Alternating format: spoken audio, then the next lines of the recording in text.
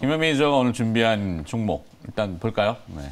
김병민 매니저는 센트럴 모텍이라는 네. 자동차 아까 부품? 네, 자동차 부품인데요. 저거 듣고 갈까요? 네, 이거 말씀드리기 전에 제약바이오 업종에 대한 얘기를 조금 해드리고 싶은데요. 네. 실제로 이게 시장이 항상 이렇게 한쪽으로 많이 쏠리면은요, 다른 한편에서는 정말 조용히, 정말 쉽게 수익 낼 수 있는 기회가 만들어지거든요. 그렇죠. 네. 딱 요즘에 반도체 소부장 종목들 보면 한 달 가까이 거의 뭐 엔터 게임, NFT, 메타버스 열풍이 부는 사이에 DB 하이텍 같은 종목들 보면 저점 대비해서 한 달 만에 거의 뭐 30% 이상 올라와 있잖아요. 그렇죠. 사실 프랜차이즈 식당 가면은 손님은 많죠. 그렇죠. 많고 맛은 있을 수 있는데 네. 진짜 맛집은 보면 이제 셰프하고 단독으로. 네, 그렇죠. 그래서 진짜 좀 쉽게 수익 낼 수 있는 네. 남들이 관심을 안 가질 때 여러분들이 꼭 관심을 좀 가져보셔야 되는 업종 중에 하나가 제약바이오 업종이다. 제가 어저께 그렇게 말씀 좀 드렸었고, 매드팩도 했었나요? 네, 어제 매드팩도 했었는데요.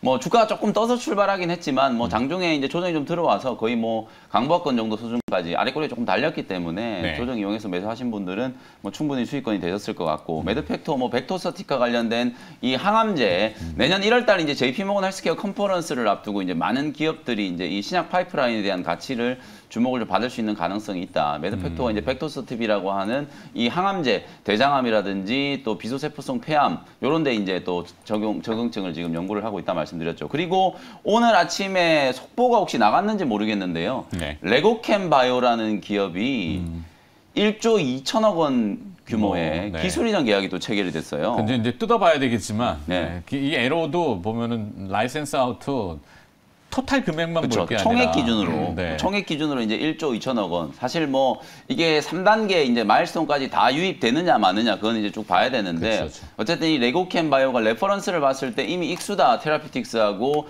1조 원 이상의 기술 이전을 체결을 한 레퍼런스가 있는 기업인데 오늘 아침에 또 이제 유럽의 소티아라고 하는 바이오 기업하고 1조 2천억 달러 규모의 라이센스 아웃 계약이 체결이 됐거든요. 사실 이건 이제 신호탄이라고 저는 보거든요. 이런 레고캠 바이오 같은 이런 기업들의 이제 대규모 기술 이전 계약들이 나오고 이게 이제 내년 1월 달 이제 JP모건 헬스케어 컨퍼런스 모멘텀까지 딱 이어진다라고 했을 경우에는 제약 바이오 기업들은 그야말로 지금 주가가 거의 바닥까지 지금 다 조정이 들어와 있는 상태고 아무도 관심이 없다 그랬잖아요. 그럴 때 조용히 이런 종목들을 딱딱 저점 부근에서 여러분들이 선별을 해서 공략을 하신다면 분명히 이제 제약 바이오 쪽도 수익 낼 종목들이 좀 많이 있다라는 거 다시 한번 좀 코멘트를 해드리고 싶습니다. 네. 그리고 또 오늘 준비한 기업은 네. 센트럴 모텍. 뭐 앞서 말씀드렸던 것처럼 미국장에서 이 전기차 관련된 종목들 3대장 테슬라, 리비안, 루시드 뭐 이런 종목들이 일제히 다 급등세가 나타났기 때문에 뭐 간단하게 말씀드리면 테슬라 수혜주, 리비안 수혜주,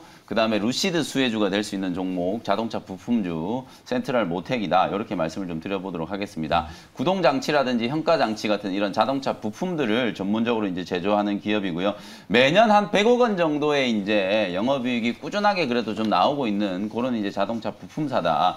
국내 최초로 이제 개발을 한 알루미늄 컨트롤 암, 요게 이제 요즘에 이제 전기차, 수소차 이런 것들 만들면서 자동차 이제 프레임을 구축을 할 때 가장 좀 중요한 이슈 중에 하나가 차량 경량화거든요. 아까 우리 그 소문으로 들어서 보니 코프라 뭐 얘기를 해주시던데 이 차량 경량화가 어쨌든 뭐 가장 좀 뜨거운 이슈. 왜냐하면 연비를 끌어올리기 위해서는 자동차 자체가 가벼워야 되잖아요.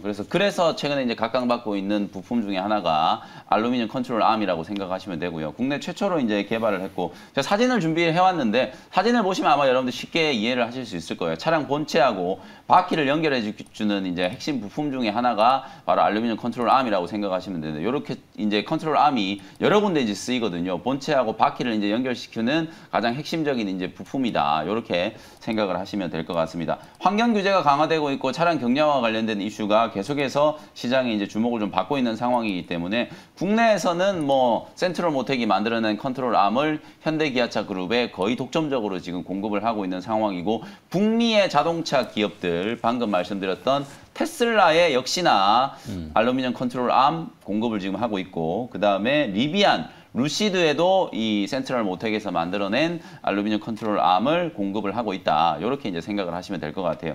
다만 이제 이 종목을 제가 오늘 조금 소개해드리려고 하다 보니까 아직까지 3분기 실적 발표를 안 했더라고요. 네. 그게 왜 실적 발표를 안 했나 뭐 이런 생각이 조금 들어서 해외 법인 연결이 있으면 그렇죠. IFRS 기준을 적용하는 기업들은 2주간에 이제 또 그 유예가 되거든요. 맞아요. 그래서 뭐 큰 문제가 있어서 실적 발표를 안 한 것 같지는 않고 네. 말씀해줬던 것처럼 지금 주요 고객사들이 또 해외에 다 있다 보니까 연결 기준으로 IFRS 기준으로 이제 재무제표를 만들다 보니까 약간 조금 지연이 돼가지고 29일까지인가 아마 네.